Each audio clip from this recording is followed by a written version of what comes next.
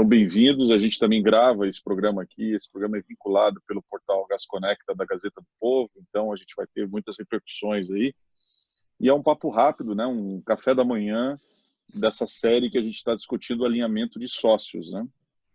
E tê-los aqui também representando assim matizes diferentes dessa questão de alinhar sócios é que é muito legal, né? Iomani com uma vertente hoje presidente da CAT, recém-eleito, inclusive, né, Iomani? Parabéns aí. Obrigado. Um grande ambiente do país, se não do mundo, né? Apontando aí Floripa como um centro gravitacional ali do ecossistema de Floripa, que é muito legal. Então, muito obrigado. Fabião aí um serial, né? Empreendedor serial já. Já fizemos muita coisa juntos. Aí o Narras chegando aí, doutor Narras. O cara tá lá em Guarujá, lá. Você é um triplex, Narras? O que é isso aí? Hoje eu não tô. Tô acompanhando vocês nessa manhã maravilhosa aqui de São Paulo mesmo. É isso legal, aí. Legal. Tá com mais cara de Londres hoje, mas tudo bem. Mais cara de Curitiba, é outro adjetivo. Eu Exatamente. tô falando aqui. Pode ver que eu sou o único de casaco aí, né, cara? O cara mora na era do gelo, fodeu, né? Não tem jeito.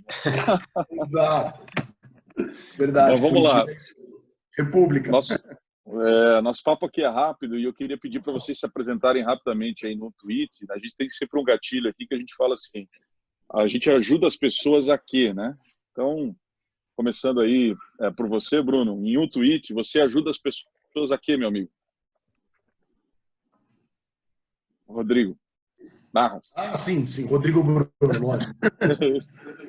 Nós temos uma atuação no ecossistema da inovação há muitos anos, segmentada para buscar a melhor estrutura de venture capitalismo com um cap table que continue saudável na startup. Isso quer dizer ajudar como e a quê. Desde planejar dentro da startup o melhor acordo de cotista, evitando que o objeto final, que é o projeto dar certo, o que é maior do que os sócios, se viabilize, até passando pelo bom planejamento de captações de mentes brilhantes no mercado e uma equalização para que toda a captação e todo o processo de crescimento de uma startup passe por rodadas que continuem motivando o sócio, que encontre investidores cuja finalidade e objeto deles tenha fit com o modelo de negócio da empresa. Acima de tudo, eu acredito que eu ajudo a startup com técnica, com conhecimento de direito societário, mas também com pensamento estratégico, composição de um grupo que atinja o objeto final da empresa. Aqui a gente trabalha muito mais numa visualização de propósito de uma advocacia participativa do que meramente uma advocacia reativa. Legal. Estourou um tweet, mas vamos lá. Grande Falar Fabião. um tweet é difícil, escrever é mais fácil. Fabião, você ajuda as pessoas aqui, meu amigo? Hoje a gente ajuda as pessoas, Anderson, nesse momento, principalmente a ficarem em casa, né? Hoje a gente leva a refeição e alimentos saudáveis para dentro da casa das pessoas. O nosso objetivo realmente é que as pessoas não tenham que gastar tempo indo ao mercado, se preocupar em cozinhar, lavar louça. Então hoje a gente vende tempo, praticidade. Legal, maravilha. E você, Iomani? Bem, eu vou falar duas ajudas, né? Eu tenho 2 chapéus hoje, então hoje dentro do meu negócio, que é a Pixie, uma empresária de saúde, nós ajudamos as clínicas, hospitais, centros diagnósticos serem mais eficientes, trazer uma experiência ao seu paciente de forma digital. E como o ecossistema catarinense de inovação, a gente está muito preocupado em ajudar o empreendedor em toda a jornada da criação da empresa dele até a maturidade. Então, nós temos programas desde a concepção do negócio, ajudar ele na processo de captação, capacitação, até a maturidade, phase out. Então, o ecossistema catarinense é organizado dessa forma. Legal. Galera, vem chegando, pegando um café aí. A gente está no YouTube, está também para a comunidade Go New. E super legal. E legal que a gente representa aqui matizes diferentes, né? A importância do alinhamento de sócios, eu acho que ela é muito clara. E em momentos como a gente está vivendo, eu acho que ele ganha assim, conotações até de ser um dos alicerces fundamentais para você passar essa arrebentação, né? Para superar assim, esse tsunami, né? E aí eu queria perguntar pro Narras, porque você tem uma atuação e eu te acompanho, cara, na questão do marco legal de startups e nessas discussões todas com o deputado Vinícius Point, etc. Aliás, ele já esteve por aqui com a gente também. Uhum. E eu queria que você dissesse para a gente, assim, do ponto de vista legal, da regulação, etc., o que são elementos que ajudariam aí a nossa relação de sócios, né? Tá um pouco mais fluida, tá um pouco mais interessante aí do ponto de vista. O Marco, ele toca isso ou não? Ajuda nisso? Perfeito. Começando pelo Marco, que eu entendo que seja algo num direcionamento micro, ao passo que a boa gestão da interface entre os sócios é um relacionamento macro que a gente pode tanto usar a legislação civil existente, quanto entender também da psicologia humana e o que essa psicologia pode se aplicar ao direito privado. Mas respondendo primeiro sobre o marco legal das startups, como eu vislumbro que ele pode agregar por várias vertentes? Para mim, ele não é nada mais, nada menos do que a diretriz geral para que as empresas compreendam o que é uma startup, quais são os players do ecossistema da inovação. Lá se referenciam os vários players, se define, para mim, com melhor qualidade o que é investimento anjo, se define com muita qualidade o que é uma aceleradora, as fases de uma startup. Então, ali, na verdade, é uma norma fundamental, uma diretriz geral que, junto a outras normativas infraconstitucionais, nos oferecem caminhos para que a gente entenda esse ecossistema. Sobre, do ponto de vista do relacionamento societário, algo que eu sempre aponto, hoje em dia, principalmente para em fase inicial, é a necessidade de instrumentalização de um MOU de pré-constituição. Quando você ainda está na fase de MVP, idealização de um projeto, é importante que fique muito claro quais são as principais atribuições de cada sócio nessa fase, que fique muito claro quais as entregas.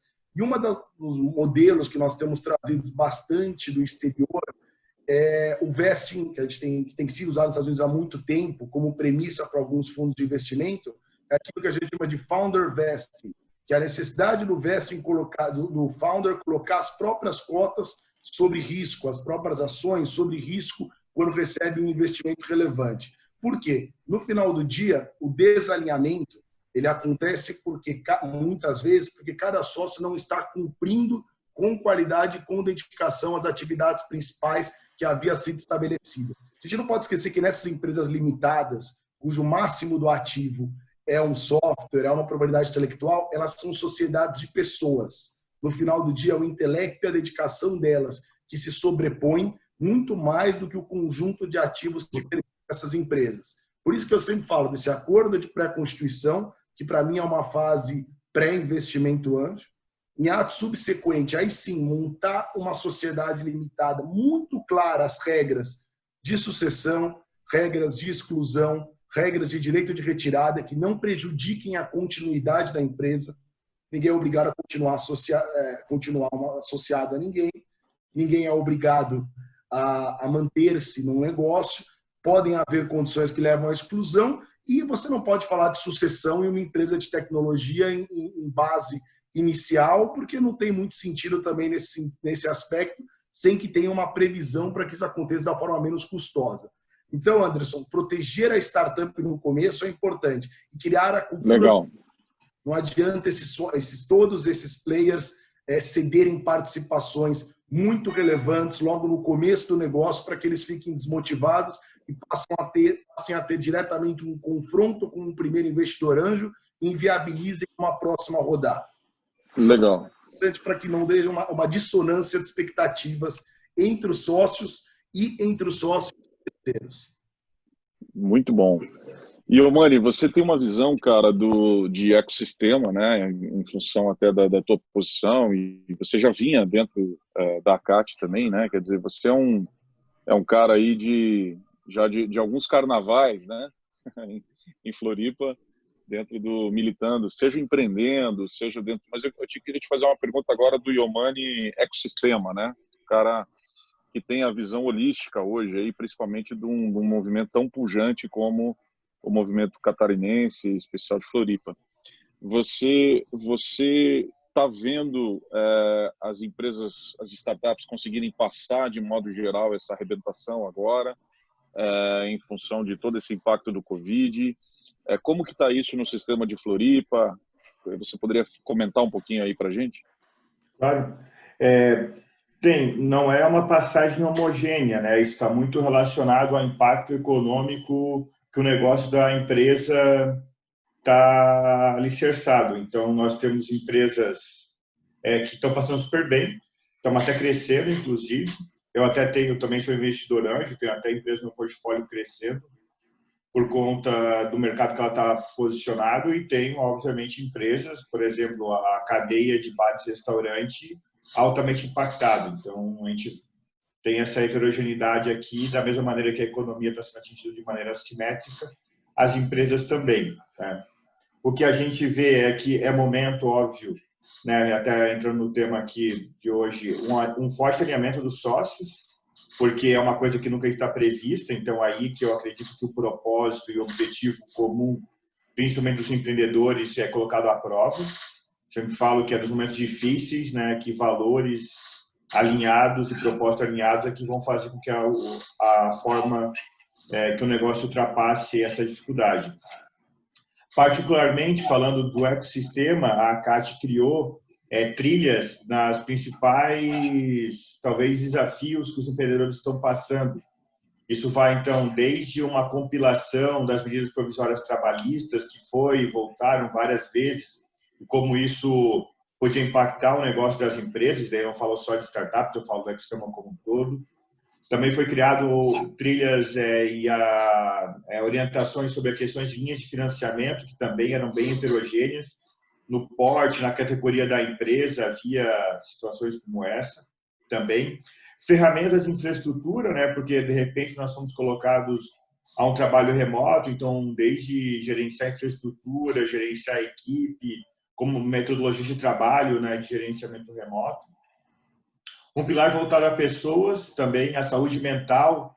A gente viu claramente, né, que muitas das pessoas que estão envolvidas, principalmente na questão de inovação, é a primeira situação difícil que elas passam na vida delas, né? Eu falo que as pessoas que nasceram depois de 1990, principalmente depois de 94, viram um Brasil um pouco diferente em relação ao que se viveu no Brasil antes de 94, uma estabilidade econômica, estabilidade cambial, inflação controlada, um ou outro deslize. Então, são pessoas que cresceram e se formaram nas diferentes áreas num momento bom em relação à macroeconomia brasileira, apesar de certas dificuldades. Então, esse momento de pandemia, que foi colocado, né, situações muito distintas de relacionamento interpessoal, o que vai acontecer com o mundo, fez com que nós criássemos também um pilar, tanto de saúde mental como de saúde física, para que os empreendedores tivessem um auxílio nesse sentido. Muito legal. Fábio, e a gente fez um Master Live anterior, falando um pouquinho da questão financeira, né, da questão que pega muitas vezes aí na sociedade, nas sociedades, né, empresariais, né? E nas startups, e você é o cara que eu lembro, a gente já teve algumas oportunidades de trabalhar juntos, né, desde PwC e depois até em startup mesmo. Você sempre teve um cuidado assim com os aspectos financeiros, etc. e tal. Você acredita que esse é um motivo de desgaste, e principalmente nesse momento então de escassez, né, onde os números não vêm, os resultados não vêm, ou que muitas vezes eu tenho ouvido nesse momento, a gente está com o movimento hashtag Startup versus Covid, a gente superou mais de 1.000 startups. Aliás, muitos que estão nos assistindo aqui, né, são desse movimento, são voluntários desse movimento, a quem a gente tem enorme apreço aí por tudo que a gente está conseguindo gerar de impacto. E lá mesmo, a gente tem aprendido essa importância também da questão financeira, né?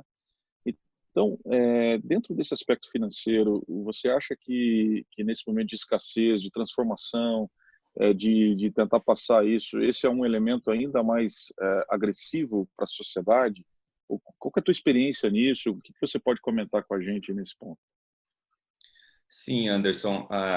Eu tenho a Lucofit dividida em dois momentos, né? O momento pré-M&A, né? Então, foram 3 anos trabalhando no bootstrapping, né? Recursos próprios, e depois quando a gente fez o M&A com a Sapori, né? antes foi um motivo de extremo desgaste, porque foram meses em que a gente não conseguia tirar para a labore, que a gente não conseguia fazer retiradas.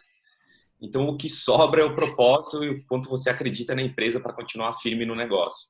Mas o desgaste entre sócios, se você não tem um alinhamento, e eu me lembro muito bem do board canvas que você desenhou, se você não tem todos aqueles passos muito bem alinhados com os seus sócios, de fato não sobra nada, Anderson, porque o dinheiro, você sabe, ele chega um momento que ele fala muito alto, e se o seu propósito, sua essência não está falando firme ali na mesa, algum elo ali vai se romper, né? Alguns dos sócios provavelmente não vai aguentar tanta pressão. Então a gente viveu isso por alguns anos, foi muito difícil atravessar essa fase. E agora, Anderson, a gente, né, tendo feito o M&A com a Sapori, a gente ganhou uma robustez para escalar. E o que aconteceu foi, a gente tem um sentimento de gratidão hoje dentro da Lucofit, porque a gente duplicou de tamanho durante a crise, né? A gente quase triplicou. Então, a questão financeira agora é muito mais de cautela e atenção. Hoje eu lidero essa frente, porque o dinheiro ele não permite desaforo, né? Então, eu acho que quanto mais específico a gente for no gasto do dinheiro, controle e gestão, mesma coisa, né, para a relação com os sócios, né? O quanto que a gente agora, nesse momento que a gente cresce, a gente vamos aumentar as retiradas, em hipótese alguma. Então, acho que agora só aumenta a dedicação e controle em tudo que a gente tem feito e o que a gente está planejando em relação àquilo que a gente prometeu aos investidores, né? Então, acho que o nosso compromisso e o nosso relacionamento agora como sócios também, ele só aumenta. Muito legal. Dentro desse movimento Startup versus Covid, a gente está também dando oportunidade para algumas startups algumas dessas 1.000 startups, né, que a gente recebeu o cadastro, que tem alguma solução que pode direto ou indiretamente impactar, a gente sempre está dando oportunidade aqui. E eu tenho aqui, e a gente sempre faz isso lá no Master em Governança e Nova Economia também, algumas entradas surpresa e tal, a gente brinca que é o quero ver quem vem, né? Então eu tenho aqui também um quero ver quem vem, e eu queria pedir para a Karina, é isso? Alô, Karina? Tá com o vídeo aí? Consegue... Olá. Tudo bom, Bom Karina? Dia. Tudo jóia? Tudo jóia. Eu vim. Que bom, obrigado. Você ajuda as pessoas. Não quero ver quem Karina. Vem. Olo, primeiro eu queria agradecer o convite de estar aqui com vocês essa manhã, é um prazer enorme. A Olo, ela ajuda pessoas em 2 instâncias. A gente ajuda profissionais independentes, a gente fomenta oportunidades de trabalho, geração de renda para profissionais independentes, e a gente ajuda também empresas e startups a facilitar esse processo de contratação, que às vezes pode ser burocrático e demorado, para chegar nesses profissionais independentes que formam a nossa comunidade. Que legal. Você tem uma pergunta aí para a gente sobre alinhamento de sócios e tal? Alguma coisa que você quer perguntar para essas unidades aí? Então fala aí. Eu tenho sim, obrigada. O Bruno Narras mencionou o processo de vesting, né, e participação societária. Eu fiquei curiosa para entender se no momento de crise, né, que a gente está vivendo, muda alguma coisa? Vocês têm observado alguma mudança nas constituições societárias, nos sistemas de vesting em função da crise? Ou eles continuam mais ou menos dentro daquele padrão que a gente já vem observando? Uhum. Bom, é muito curioso porque dentro do conceito do vesting existe a premissa do cliff, que são períodos nos quais esse vesting vai sendo cumprido e convertido. Muito da literatura internacional é no sentido de que o vesting tem que ser uma modelagem entre 3 e 5 anos. 5 anos é o limite dentro dessa posição. O que eu tenho verificado bastante são aditivos do contrato de vesting em algumas startups, estendendo o prazo, porque os vestings eu subdivido em vestes de natureza cronológica e natureza comercial. O que isso quer dizer? No comercial metas tangíveis, sejam metas de trabalho, sejam metas comerciais mesmo. Cronológica é as horas que o consultor se dedicam para o processo. Então, eu tenho visto alguns aditivos nesse sentido de extensão de prazo e eu tenho visto um cuidado de todos os empreendedores, o que como advogado me felicita muito, com o conceito de caso fortuito e força maior, que são circunstâncias que no mundo civil, desde relações locatícias, a gente está vendo muito, por que não viver isso também dentro das relações societárias?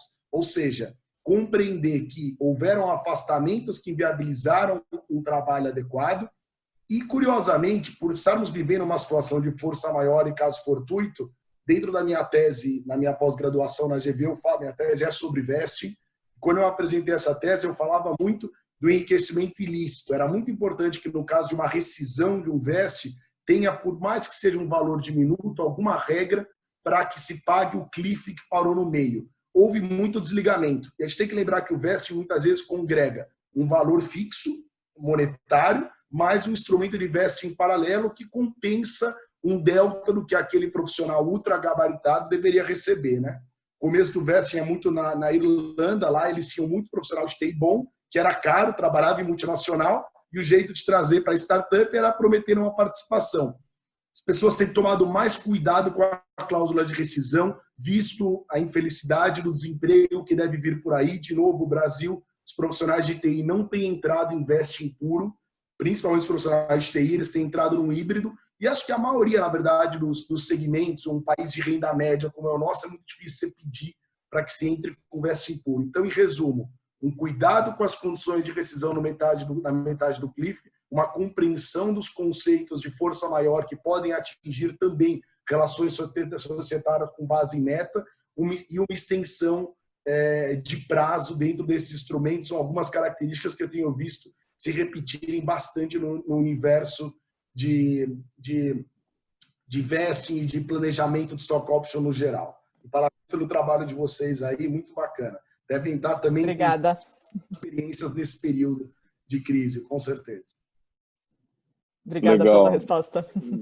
Obrigado, Karina. Vamos lá. O Yomani, lá na tua posição enquanto empreendedor, né, você teve diante também de realinhar, e essa pergunta eu queria estender também para o Fábio, vocês tiveram efetivamente que realinhar, a gente defende lá no Board Canvas, né?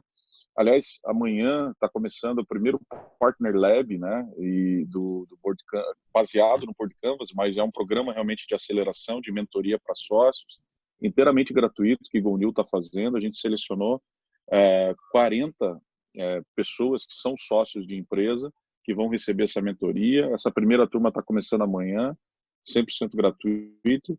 Se você tem interesse também, a gente vai abrir novas turmas aí na sequência, que a procura foi muito grande. E eu peço para o pessoal aí de apoio colocar até o nosso site, onde tem isso disponível.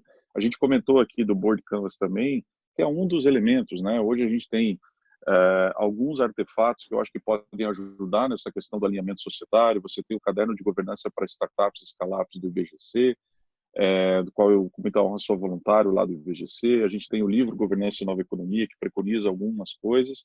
E a gente tem um spin-off do livro, né, que é o Board Canvas, que era um capítulo e virou um e-book específico, colaborativo, né? Então você também pode entrar lá, dar as suas sugestões em relação às próximas versões e ir melhorando esse experimento coletivo. Esse é um dos e-books colaborativos que a gente trabalha dentro de GoNew. Então, voltando à pergunta, me perdoe pelo desvio, o Yomani e depois o Fábio, vocês tiveram diante de alinhar valores, né, princípios, expectativas, entregas, ou eventualmente formas de controle mudaram agora diante do Covid, desses últimos meses que a gente tem vivido? Particularmente diante do Covid, não, porque a gente já tinha passado talvez aí os principais momentos mais difíceis da companhia. A Pixel é uma empresa madura já, né? Já passou por duas rodadas de investimento relevantes, então não. Mas durante a trajetória, né, nós tivemos um episódio lá no início, a gente não tinha Board Canvas aí para trabalhar, né? Alguma referência. Então, lá em 2003, quando a Pixel foi fundada, isso é mais comum do que se parece. A Dom Cabral, alguns anos atrás, até publicou um artigo bem interessante de causas de mortalidade de empresas nascentes, independentes do setor. E o desalinhamento de sócio era o top 3 de mortalidade de companhias, né? Da mesma maneira, as pessoas, muitas vezes, na euforia de falar de um novo negócio, de uma oportunidade, acabam esquecendo que, literalmente, é um casamento onde princípios e valores e propósitos, se não bem alinhados, como o Fábio bem colocou, eles são colocados muito à prova, principalmente no início. Então, nós vivemos isso e nós tivemos daí a gente vê realmente, né, a questão da expectativa, né, no início do nosso empreendimento. Nós tivemos um sócio que, desde remuneração mensal, que nós tínhamos criado uma política clara para cada posição, até a expectativa de trabalho, né, porque a gente sabe, o empreendedor no início três coisas, né, trabalha mais, ganha menos e se preocupa bem mais, né. Então, esse tripé, muitas vezes, não é claro na cabeça das pessoas. E depois de passar um tempo, a gente passou outro episódio, que há coisas que a gente acaba não... É difícil prever, né? 15 anos depois, 10 anos depois. A gente passou por um processo de M&A também. As pessoas estão em momentos diferentes de vida e essa conversa franca é muito importante. A cadeira, eu sempre falo, a cadeira de uma empresa que está crescendo, ela vai se tornando maior, mais complexa. Numa startup, você joga em várias posições ao mesmo tempo, mas você não tem tanta profundidade. Com o passar do tempo, a profundidade e o tamanho, as cadeiras vão ficando menos ecléticas e mais profundas. Então, muitas vezes, o mapa de competências do empreendedor, ele não está disposto, ou ele não quer, ou eventualmente todo mundo tem. Um jogador, às vezes, joga bem num time, não joga bem em outro. A mesma coisa acontece com pessoas no comitê executivo. Tem pessoas que são ótimas para levar a empresa de 1 a 10 milhões, mas não conseguem colocar controles numa empresa de 20 a 50 milhões. E é natural, simplesmente a pessoa é boa naquilo. Então, esse é um pilar que muitas vezes os empreendedores são colocados à prova. E do outro lado também, e é natural que aconteça, são momentos de vida. Passado 10, 15 anos, né? No nosso caso, nós tivemos pessoas que tinham o sonho de morar fora do Brasil, nós tínhamos pessoas que estavam vendo seus filhos ir morar fora e queriam acompanhar também. E ter essa conversa franca de expectativa depois de um período é muito bom, esse realinhamento.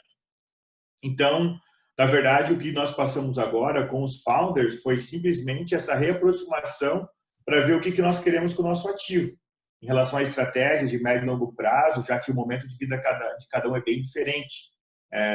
Então, e eu não preciso um momento como esse para fazer isso. Eu recomendo, independente do momento do negócio, que conversas francas, de expectativa do que se espera e aquilo que cada um pode contribuir com o negócio, seja colocado na mesa recorrentemente, até para que não tenha aquele sentimento de abandono, né, eventualmente, que um sócio tem com o outro, né? Pô, o cara não me liga, não quer nem saber como nós estamos e tudo mais. Eu acho importante isso. Legal, legal. Eu lembro da tua aula no Master, foi muito interessante, muito provocador, e a gente ficou muito honrado lá com a tua participação. E porque você tem essa visão dos dois lados, né? Você tem uma visão de fomento ao ecossistema e também de ser um empreendedor raiz aí, que já há mais de... Bom, vamos começar a falar, né? Como o meu ex-sócio falava, o Fábio conhece ele, mais de 10 anos de experiência, né? Mas fala aí, Fabião, e você? Anderson, lá eu acho que a gente viveu dois momentos muito intensos, assim. A gente brinca que a gente jogava no amador e de um dia para noite, assim, a gente teve que começar a jogar no profissional, assim. Eu sou muito grato a todo o aprendizado que eu tive, Anderson, em Price, em Smart, junto com você. O quanto que você e o Jorge também me deram bastante vivência de governança corporativa, né? Então, quando eu jogava no amador, eu tinha uma visão da importância de você ter um alinhamento claro de sócios, do quanto que a governança era importante para um dia a empresa crescer e a gente estar preparado. Mas não foi possível evitar todo esse desgaste. Então, o que a gente sempre fazia, e eu concordo muito com o Yomani, a melhor coisa eu acho que é a sinceridade radical. Você realmente colocar na mesa tudo aquilo que você precisa alinhar, tudo aquilo que você precisa falar. Tem muito realmente desalinhamento de expectativa, e se você não for sincero ao ponto de trazer a transparência para o teu sócio, com certeza uma hora você vai eclodir, você vai explodir ali na mesa. E aconteceu isso na Lucofit. Algumas vezes ali jogando no amador a gente explodiu. Quando a gente foi para o profissional, a coisa começou a aparecer. Então, assim, se você tem uma grande empresa que fatura bilhões, que já tem uma gestão, tem conselho, tem governança corporativa, e de repente você entra para dentro dessa estrutura. Então, os seus sócios, naquele momento, meus sócios, que não tiveram tanto contato na vida profissional com uma governança, começaram a entender, cara, realmente isso daqui tudo é necessário. Precisa fazer, precisa ter um alinhamento claro. existem regras, existem políticas. Então, como eu vivi esses dois momentos, eu pude liderar e eu pude caminhar a empresa para fazer um alinhamento mais fluido dentro dessa grande corporação. Né? Comparando também, essa grande corporação, ela investiu, né? A Sapor investiu em outras startups e também eram pessoas que não tinham vivido com governança corporativa. E eu vejo o quanto que é difícil, né, você entrar para dentro de uma grande estrutura como essa. Então, foi de grande valia, de grande gratidão, assim, Anderson, ter podido viver essa experiência de governança, de alinhamento, tudo aquilo que a gente construiu juntos ali também na Smart, Legal. na Price e tudo mais. Legal. Muito bom. A gente já está indo para o final. Nosso café aqui é super rápido e intenso, né? E a gente, poxa, estou lisonjeado aqui de ter. Eu brinquei nas redes aí que o café hoje é reforçado, né? Então, não deu nem tempo de eu tomar café aqui, já esfriou. Mas espero que todos aí que nos acompanham tenham tomado ou que se tenham se apreciado o papo aqui que a gente está tendo. É muito legal. E eu sempre termino com primeiro a abertura, se alguém quiser fazer algum comentário, alguma coisa, tem aí o nosso Q&A e a nossa parte aqui, pelo menos no Zoom, para quem não está no YouTube, se quiser fazer alguma perguntinha, muito bem-vinda ainda, tá? A gente tem uns minutinhos, mas senão eu queria deixar aqui uma pergunta gatilho final para os três. A gente sempre pergunta, né, que está nas nossas camisetas, né, o que é Some Control para vocês, né? Então, se vocês puderem dar um exemplo, dar uma palavra que possa representar, a gente acredita muito em GoNew que não só velocidade, mas ter negócios velozes e corretos vai fazer com que a gente consiga não só atravessar esse tsunami que a gente está vivendo, mas também recuperar um pouco da competitividade como país, né? A gente precisa de inovação, mas a gente também precisa ter nesse país tão estigmatizado por nem sempre fazer negócios da maneira correta, a gente ter os negócios sendo feitos com o controle adequado para o seu estágio, para o seu momento. É isso que a gente prega nesse Some Control, né? O que é Some Control para você, Rodrigo Narras? Bom, para abrir essa resposta, eu falo um pouquinho aí, já entrando no mérito do nosso país e da cultura brasileira. Eu acho que se a gente olhar historicamente, o sócio, ele é uma figura que quer visualizar o próprio capital rendendo para ele. A gente vem de uma cultura um pouco rentista, se olhar ao longo dos séculos no Brasil. A expectativa é de que a empresa gere lucro, de que aqueles funcionários produzam e gerem lucro, e não o sócio participando e liderando e trabalhando na parte ativa, operacional e criativa da empresa. Isso criou uma cultura negativa e o ecossistema da inovação vem melhorando. E aí, já entrando um pouco mais na resposta a respeito do conceito do Some Control, eu fico muito alicerçado nessa mudança de cultura e, simultaneamente, numa referência que eu utilizo muito, que é o Bill Cross, que ele fala que a coisa mais importante de uma startup é o timing dela, depois são as pessoas, depois a ideia, depois o teu business plan, os canvas e as demais referências, e, por fim, o próprio investimento e o capital. E, nesse aspecto, você não consegue ter um timing bem aplicado, ou seja, ver a oportunidade e agir, ter um time alinhado, ter uma ideia consistente e executável, se você não tiver uma boa governança, se você não tiver um bom planejamento, se você não tiver verdadeiramente a estratégia desenhada e políticas de atuação da empresa com padrões não só éticos, mas de transparência do mais elevado patamar. Toda essa sequência que o Bill Cross fala, desses 5 elementos, e de o mais importante, seu timing, logo em seguida as pessoas, ela só é aplicada na velocidade, que é o speed and some control, que vocês têm como conceito, se houver o controle. Porque sem controle, por mais rápido que seja, qualquer carro desgovernado vai para o caminho errado. Eu acho que isso serve para um país, mas isso serve principalmente para empresas de inovação que querem buscar um crescimento dentro de venture capital rápida. Esse planejamento e essa estratégia, ela é primordial e esse controle, ele não é um controle reativo, e sim um controle que aposta no crescimento da empresa planejado e estruturado. Então, isso para mim é Speed and Some Control. Legal, Rodrigo. Pô, definiu melhor que a gente. Definiu melhor que a gente. Cara, obrigado pela pô, te sigo muito aí, cara. Acho que você é um estudioso, um cara que contribui com o país dentro lá das discussões do Marco e considere também a gente lá, a comunidade GoNew, como um alicerce aí que possa te apoiar nesse momento. Obrigado. E falando em projetos importantes, eu gostaria que todos acompanhassem, até o dia 26 está sendo discutido em sede de audiência pública, alterações à normativa 588, que é a instrução que fala do crowdfunding de investimento. O Fábio Povox faz parte do grupo, o Frederico Rizzo, que é o idealizador da Basement, que vai ser, para minha opinião, a primeira escrituradora de cap table para ter uma melhor visão às próprias startups do crescimento dela, participam muito dessa discussão, e o crowdfunding de investimento ele tem como premissa governança e inovação.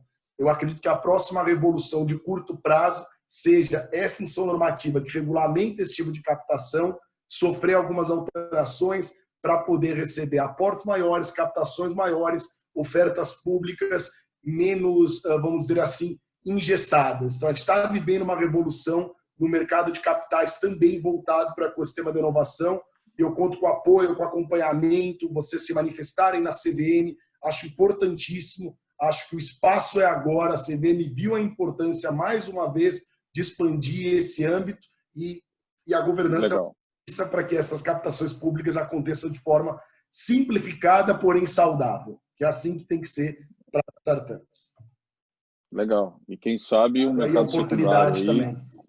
Não, obrigado você. Quem sabe o mercado secundário e mini IPOs aí, né? E obrigado. Yomani, e você, meu amigo, o que é Speed and Some Control para você? Bem, primeiro em relação a controle, né? Realmente eu acredito nesse modelo de nova economia, falar do básico, que é ser correto com as leis, é o mínimo do mínimo, né? Se nós temos ainda um sistema tributário tão complexo, a gente acordos trabalhistas ainda tão complexos, é porque muita gente consegue sobreviver sem estar de acordo, porque se de fato nós estivéssemos todos, essa insanidade da carga tributária, principalmente nas federações estaduais, ela já estaria resolvida. Então, para mim, isso é uma coisa que não é nem discutível, até se a gente quer, de fato, a construção de um país melhor. A gente não pode discutir o básico, a gente tem que discutir como muda um pouco da complexidade que nós temos das leis. Muitas vezes deixa o empreendedor aí inseguro, né, com uma segurança jurídica questionável, o investidor também. Então, para mim, é o básico. Para mim, controle é uma coisa que ela é variável com o tempo, baseado no porte da empresa, tem que agregar valor. Simples assim. Então, não adianta você colocar numa startup que está no bootstrap lá um BSC absurdamente complexo. E também o que aconteceu, vocês viram recentemente aí, empresas grandes, unicórnios, grandes companhias, já consolidadas em outros, que o único indicador da empresa era receita, o outro indicador lá era número de usuários e, de repente, né, aí está vindo uma safra de quebradeira. Do outro lado, a gente também vê empresas consolidadas, foi falado muito do caso aqui no Brasil, né, mas a gente viu uma Airbus fazendo o maior acordo da história, muito maior do que nós tivemos aqui no Brasil, com uma estrutura de corrupção controlada. Então, não é uma situação só Brasil, né? Mas eu acho que o momento que o mundo vive em relação à questão sanitária vai colocar os negócios que todo mundo tem que estar bem em todas as esferas e o controle tem que estar presente independente do tamanho da companhia. Tá? É claro que quando a companhia vai crescer, ela vai ter que ter compliance cada vez mais forte. Eu acredito muito que a lei de compliance, que ainda é uma coisa que está engatinhando a cultura de compliance, mas é muito importante. Tá? Para mim, é o marco regulatório de transparência dos business. O governo pode ser um catalisador disso, exigir que as empresas que trabalham com o governo e tudo mais tenham marcos de compliance, para que a gente tenha até uma curva forçada de adoção do controle adequado disso. Mas falando dos nossos negócios do dia a dia, eu acredito que o controle tem que agregar valor na visão dos acionistas, seja fundadores ou seja os investidores. Então, se eu tenho lá, no momento, a minha preocupação é custo de aquisição de cliente e crescimento de receita, tudo bem. Por um período, aquilo ali pode valer. Depois eu preciso ter margem, eu tenho que ter, depois eu tenho que produtividade das pessoas, isso vai mudando do tempo. Eu não acredito num controle pelo controle para vigiar as pessoas e tudo mais. Para mim, isso é insano. Muito legal. Ótimo. Obrigado, Iomani, também. Fabião, você, o que é Speed Summer Control aí, meu querido? Pô, Anderson, acho que eu vivi na pele, assim, isso, né? Eu já fui o zero control. Então, assim, o começo foi dificílimo, porque, cara, você só quer crescer, você só olha a receita, como o Iomani falou, e você vê o seu caixa, né, o cash burn indo embora. Então, hoje o Sum Control é realmente, cara, como que você coloca os KPIs necessários para o tamanho que você é hoje, né? Como que você realmente faz uma gestão baseada em números, baseado em indicadores, você consegue realmente aquilo que acho que você mesmo até falou em algum momento, Anderson. Pô, você olha para um caso como a Uber, a hora que tirar o CAC, a hora que você tira o investimento de marketing, ela para de pé realmente. Então, hoje, você ter o Sum Control, para mim, cara, eu tô crescendo, mas eu tô crescendo saudável. A hora que eu precisar desacelerar, né, parar de duplicar, triplicar, esse negócio para de pé e ele é rentável. Porque só queimar caixa, Anderson, não é sustentável. Hoje eu sinto na pele o quanto que um grande investidor que hoje é rentável, que dá dinheiro, ele nos cobra, né? Cara, beleza, vocês estão queimando caixa, entendo, tá duplicando, tá triplicando, mas em que horas que isso vai parar e essa empresa vai ser lucrativa, né? Então, o Sum Control, para mim, é a medida certa de controles e indicadores que vão fazer o negócio ser lucrativo no futuro. Legal. Galera, obrigado. Karina, obrigado, querida, pelo teu ponte aqui, pela tua participação também. Parabéns pela tua startup, pelo engajamento lá no movimento Startup versus Covid-19. A gente já atingiu aí mais de 3 milhões de interações nas redes sociais, né? Mais de 1.000 startups lá. E você está aqui representando também. Muito obrigado. Quer falar o que é Speed Sum Control para você aí? Vamos lá, eu vou falar rapidinho. Eu tô no outro estágio, obviamente. A gente está saindo agora da nossa fase de investimento pré-seed. Estamos com o nosso MVP no ar há alguns meses. E para mim, vocês estão conseguindo me ouvir? Sim. Sim, estamos. Bacana. Obrigada, porque a minha internet deu uma oscilada. Para mim, quando eu penso em controle, eu penso, no meu caso, um controle que eu olho de uma forma um pouco holística, que é conseguir controlar não só a nossa gestão, o nosso caixa, mas também controlar, de certa forma, a nossa ansiedade de querer mudar de fase muito rápido, né? Então, a gente nascendo nesse ambiente de startup e olhando e nos inspirando com casos de startup que saem do pré-seed, que vão para o seed, que depois vão para o Series A, e a gente fica, mas não, a gente tem que controlar, principalmente, no nosso caso, essa ansiedade de querer mudar de fase, enquanto a gente ainda tem um monte de coisa para aprender na fase que a gente já está aí na nossa terceira fase, e a gente aprendeu demais na primeira e na segunda, e foi importante para nós controlarmos, ter esse sum control, não all of the control, mas o sum control, para a gente ficar onde a gente precisa estar, para tirar os aprendizados, para poder mudar de fase, como o Fábio disse, de forma sustentável e se sustentando a cada fase que a gente vai. Legal, te coloquei no fogo aí e você respondeu bem, nos inspirou. Vamos embora, né? isso aí. Faz parte. Sum Control também é sobre controlar a ansiedade, muito bom. Gente, muito obrigado pelo café aí, obrigado a todos, obrigado ao pessoal do Portal Gas Connect, a Gazeta do Povo, obrigado a toda a Rede GoNew, aos Masters em Governança e Nova Economia. A gente tem uma nova turma, inclusive, que começa no dia 23 de junho, vamos ver se a gente conta com uns quero ver quem vem, super surpresa, de caras que estão aqui nessa live, mas eu não vou falar o nome para não levantar suspeita aí, mas quem sabe muitos desses caras que estão aqui vão nos ajudar também lá dentro do Master. Peço ao pessoal de apoio também colocar aí os links nossos, do GoNew, etc., para que quem ainda não nos assiste ou não nos acompanha possa acompanhar. Iomani, muito obrigado, querido. Um abraço. Valeu, aí. Obrigado. Valeu. Fique parabéns firme. pelo momento. Legal. Obrigado, Rodrigo Narras. Um grande abraço aí para você em São Paulo. Muito obrigado, Fábio. Parabéns pelo movimento. Obrigado, Fabião. Um abraço. Obrigado, aí, Anderson. Valeu. Parabéns, cara. Obrigado, Karina. Sum Control da ansiedade. Bom dia, pessoal. Sum Control. Isso aí. Bem, Tchau, pessoal. Um ótimo Valeu. dia. Obrigado mais uma vez, tá? Tchau, tchau. Um abraço, gente. À disposição. Tchau, tchau.